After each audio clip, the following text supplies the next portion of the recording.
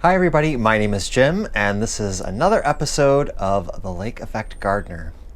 The weather has warmed up once again, and I believe that it's here to stay. So that means it's time to get more stuff in the ground.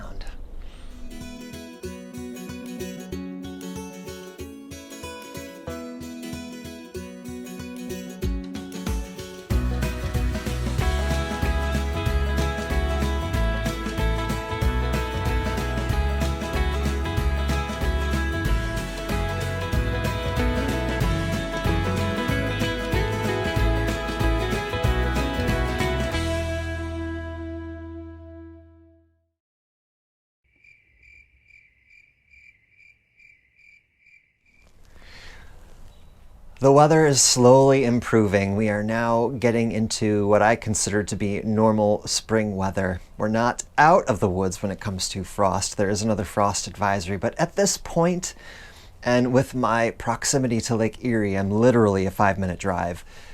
That warmer lake air, I think I think the temperature of the lake is in the 40s. Never mind.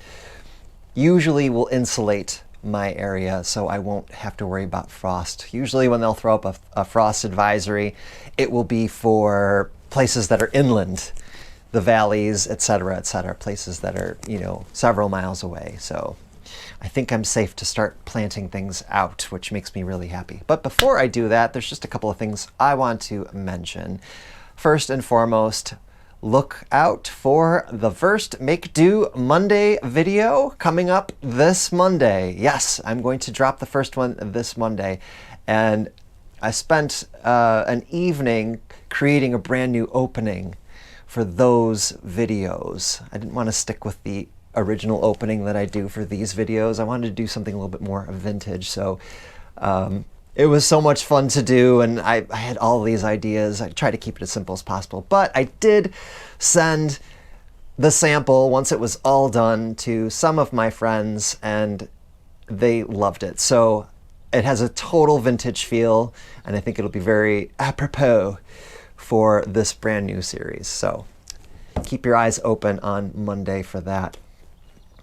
The other thing I want to kind of tie into this has to do with the Victory Garden scheme is I received a gift in the mail from one of my subscribers, and she reached out to me via my email account, my Lake Effect Gardener 716. I think it's attached to all of my social media. And she said that she wanted to send something along that she thought that would be great for the Victory Garden. And I mean, well, I got it today, and I was just blown away, not only by what she sent, but just the generosity, the thought of what she sent me. So let me just show you. This was from Robin, and Robin is a fellow Buffalonian. So she's from the area, and I don't know. I'm just going to show you what I got. So I got this little parcel, and inside of it was a tea towel. Okay, a lovely tea towel that was wrapped in some jute twine. And then on the inside, the first thing that I saw was this lovely fan crochet. Okay, I'm guessing this is a kind of a hot pad type of deal. I am not going to use it as a hot pad though, because it is beautiful and it looks very, very old. This is going to be decoration in my kitchen, and it will fit perfectly because everything in my kitchen is vintage. So it's beautiful. Love the colors. Okay, and this fan design, and it has a little hanging loop on it. So just beautiful. And then along with that, a lovely card with a picture with lavender in a basket. And this is Robin's original photography. So this is a homemade card. Gorgeous. Absolutely gorgeous. And she wrote such a very, very nice message on here. And I'm I'm so humbled by it. I really am. The major part of this parcel that was sent to me is she sent me this lovely book. Okay, Grandma's A Wartime Kitchen. Okay, by Joanne Lamb Hayes. World War II and the Way We Cooked. So, yes. I just, I don't know what to say. I'm just so thankful. It's lovely. There's recipes in here. There's tips. There's, they show pictures of pamphlets that were delivered at the time period. So I'm quickly, thumbing through this. I got this when I got home from school today, and thumbing through it, and then in the back, a lovely piece of patchwork, which, Robin, I'm going to do something with this, okay? I'm going to create something with this. So it's beautiful. It really is, and I love the colors. So, yeah. So, Robin, thank you so much. That was extremely thoughtful of you. I absolutely love it. I cannot wait to get stuck in reading this. I've been really getting into reading before I go to bed, as opposed to maybe looking at my phone or watching television or something like that. It really helps me to fall asleep. So, yes, I'm definitely going to be getting in here. And I will be doing recipes as part of my Make Do Monday video scheme. So all of these really vintage recipes that are in here, and I've got other books as well. I'm definitely going to make that part of it. So I'll be making some wartime victory food. So thank you so much, really, from the bottom of my heart. That was very, very sweet. All right, so I feel safe in putting in some of the crops that I purchased. As I mentioned in my last video, the other ones that I have grown from seed are not big enough. I'm going to be pricking those out, this week at some point and getting them into bigger pots so they can really start to flourish. I did buy some potting mix for those with some nutrients to really let them take hold. So those probably stay in there maybe for another week, week and a half, 2 weeks at the most. But right now, I'm going to be heading into the garden, taking you with me, and we're going to be putting in the Brussels sprouts, the red cabbage, the early lettuce, the collards, all of the things that I purchased. And I'll be doing a couple of other things too, just as a safety measure. So let's go out into the garden. So here we are at the Brussels sprouts bed. Now, this is, it's gone through several changes since even my original plans for my garden. At first this was going to be the hot pepper bed, but I decided that I was going to move the hot peppers over with the bell peppers. I may have to rethink that, however, and I'll talk about that when we actually put the hot peppers into the bed. Then this was kind of the wild card bed where I was thinking, oh, it's empty, I'm moving my peppers, so, perhaps I'll put some bush beans in here. But then I saw these Brussels sprouts and I thought, what, might as well give it a go, right? Both of the Victory Garden and Dig for Victory campaigns, both the pamphlets, the books, and everything else, they all mention Brussels sprouts.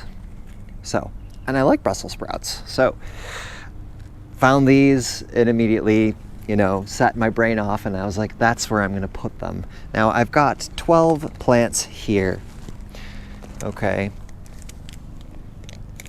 All right, they're nice looking plants. Am I going to put 12 in this bed? Probably not, because they do grow rather big. Okay, I've been watching some shows and reading about spacing. It seems like everybody has different opinions as to how far you're supposed to space your Brussels sprouts. So, I don't know. Maybe I'll fit 8 in here and then the rest I can just kind of dot around the area. But never mind. Really important thing when you're planting brassicas is you've got to make sure that your soil is extremely compact. Okay? That's important for them. They like to have their feet really well established into the ground. So I topped this off with some brand new compost, and it has rained a bit, which helps to settle the soil down. However, I'm going to even take it a step further, no pun intended, or perhaps pun intended, and I'm going to just tamp this down. I'm just going to walk over it, okay? And being that I'm a large person, a large person who's been enjoying quite a bit of donuts as of late, it's a teacher thing. We're getting towards the end of the year. It's all the little things in life that get you by. And if it means an apple fritter to get you through your school day, then so be it. So I'm just going to tamp this down. Okay. And the soil is still, it's really, really, really soft. That could be because it's brand new compost, which I'm sure that has a lot to do with. But also, the ground is still a little moist underfoot. So when I put this down, there was some compost in it, but it was wet. So, all right. These wellies have really been my savior, honest to goodness. If I didn't have these, I'd have a lot of laundry to do. Okay. Good. All right, I'm going to bring it closer. So, what I'm going to do is I'm going to plant these as close to the edge as possible. Okay, I've got nothing over here. Okay, this is just the path. And then on this side is my early and mid-season potatoes. So I'm not too concerned if they grow a little bit taller, okay, and there's nothing to shade out, and there's nothing that's going to obstruct them in any way. So I'm gonna just get stuck in here. Okay, yeah. Wow, I need to lay off those donuts. Oh, this compost, by the way, is beautiful. I'm pleased with how it looks.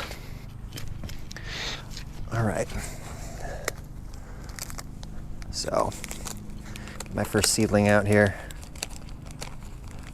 I'm still getting used to wearing gloves in the garden. I usually just do everything in my bare hands, but all right. So,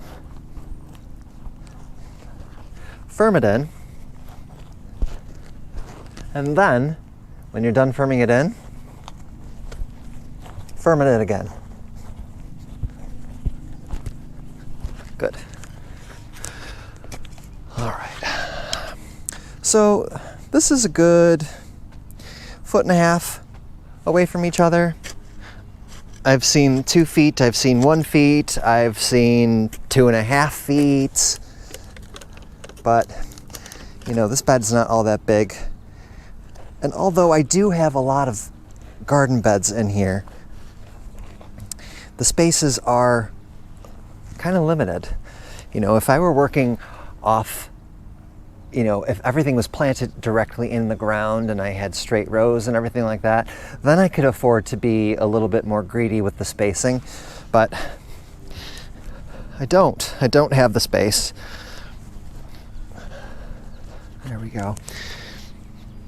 And then I'll do, let's see, I'll do a spade's length.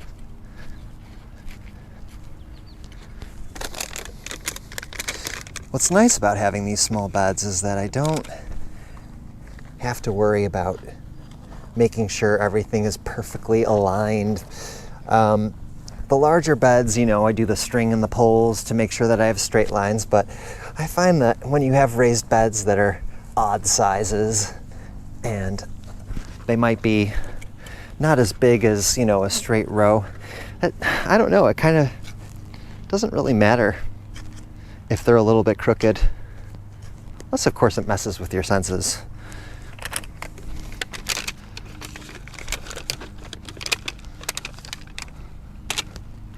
All right. I'll put this one in, and then I will I'll take care of the rest of them so you don't have to watch me doing all of them. How boring. I'll show you how they look when I'm done.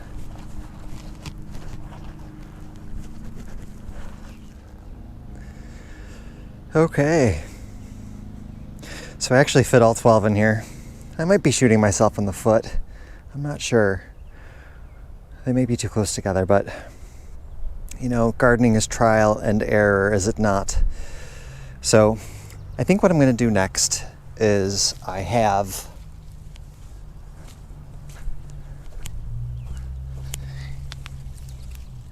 romaine lettuce. Okay, these are going to go over pretty fast. Okay, they're quite sizely to begin with. I will treat them as a cut and come again, but what I'll do is I'm going to utilize the space in the middle, since this will turn over. Obviously, the Brussels sprouts are a long season crop. They're going to be in the ground until God knows when. But these will come out, you know, they'll come out much sooner than that. So I figure, why waste the space, right? So I'm going to dig these in.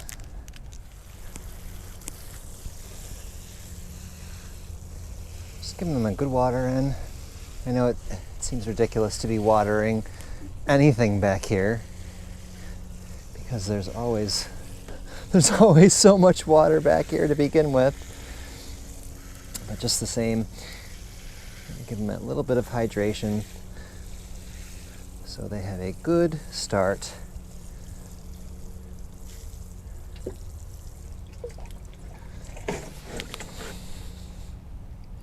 Yeah, I mean, you can really see how well I've tamped the soil in. Look how it's kind of sitting on the top.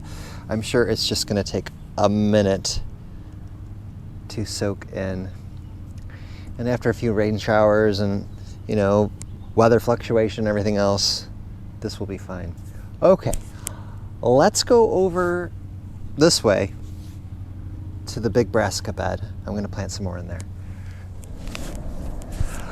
I think the thing I love about brassica beds is that I can tread on them and I don't have to worry about it.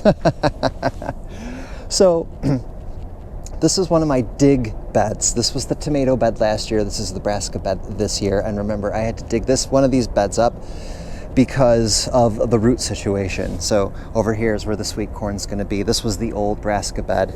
Complete nightmare. So what I have here is early cabbage, Georgia collards, yum, red cabbage, and then I've got a butter crunch lettuce. So the way I'm going to set it up is I'm going to put the early cabbage on the outside. This is going to grow and produce really, really fast, apparently. It's called early cabbage, that's the hope. Okay. Then next to that, I will put the collards. These are a long season crop. Okay, after that will be the red cabbage. Okay, and then close, not terribly close, but closer to the red cabbage, I'm going to put the butter crunch lettuce, only because just like the romaine lettuce, it's going to do its thing, and then I can have it out, and then I can plant everything else kind of next to it. So I'm not going to make you sit through this. I'm going to get on and do it. I'll show you what it looks like when it's all done. I made a slight tweak to the plan. I decided to put the collards on the outside because they grow up. I'm thinking about sun exposure. So these will grow up. And then I did the early cabbage in the middle and then the red cabbage on the outside. If you notice, I did not plant the lettuce, only because I don't want to push the ticket when it comes to jamming, especially brassicas that really need that space to spread out. I didn't want to take a chance. So if you recall, over here I've got my little Upcycle polytunnel ruins, you know, that's going to be for my butternut squash and my spaghetti squash, right? And there's that space underneath there. So I think that's where I'm going to put the lettuce. That's for another day. One last thing I need to do, guys, and that is I need to secure the border, okay, from Thumper and every other wildlife creature that loves to munch on these. So I've got some chicken wire And I'm just going to go around this, and I'm going to go around that over there. And eventually what I'll do is I'm going to put those low tunnel covers on them. I still need to get some of the netting for it. I think I might be doing tulle. Okay, so that's to come, but I got to get these, at least for the time being, protected from the rabbits, because there are plenty of them. Okay. Yes, the defense system is up and running, both over here and over here. I'm not gonna lie, during this whole process, as I'm untangling and making sure that, you know, these kind of stand upright and everything like that, I had a certain song going through my head. Perhaps I've been spending a little bit too much time researching the 1940s, perhaps listening to a little bit too much of the Andrews Sisters when I was just having the tune Run, Rabbit, Run, Rabbit, Run, Run, Run going through my head. Yes. So, those precious, precious little animals better think twice about raining on this parade.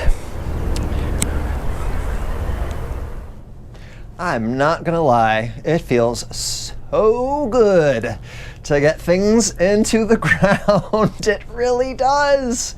This buildup that's constant, you know, it's constant. It is a year's worth of buildup. From the last crop that's pulled out in the autumn until now, you are constantly thinking about what you're going to grow the next year, and to finally be able to put things into the ground, it is just thrilling. So thrilling. So that's it, my friends. I really appreciate you guys tuning in for this. The Victory Garden continues to grow, and next video absolutely is going to be Make Do Mondays with my new vintage opening. So I hope you guys tune in for that. As always, if you are new to the channel, please consider subscribing. Press the notification bell, thumbs up, leave your comments. I got a really, really awesome comment from a subscriber who did an upcycle pergola. And I think I'm gonna leave his information in the description box below, because I mean, I was pretty impressed with what I did for what I had. Not impressed like, oh, I'm so amazing, but impressed like I can't believe that I just did that. This guy, oh my gosh. But just watch the video, okay? He did an upcycle pergola and it blew my mind. Blew my mind. So check it out. All right, guys, so nice to see you. Hope you're all doing well. Hope you're getting muddy and dirty and all sorts of green is happening in your garden. This is so exciting. And I will see you all very, very soon. Take care. So long.